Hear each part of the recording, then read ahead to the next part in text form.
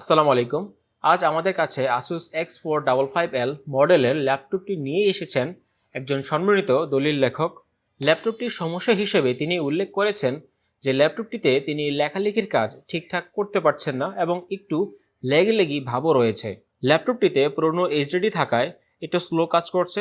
যেহেতু তিনি লেখালেখি ছাড়া এই ল্যাপটপটি দিয়ে খুব একটা ভারী কাজ করেন না এবং আমরাও এই ল্যাপটপটির এইচডিডি চেক করে এর হেলথ খুব একটা খারাপ পাইনি, সেহেতু আমরা এর এইচডিডি বদলিয়ে এসএসডি লাগিয়ে ওনার খরচ বৃদ্ধি না করে শুধুমাত্র নতুন উইন্ডোজ দিয়েই দেখতে চাই যে এই প্রবলেমগুলো সলভ হয় কিনা।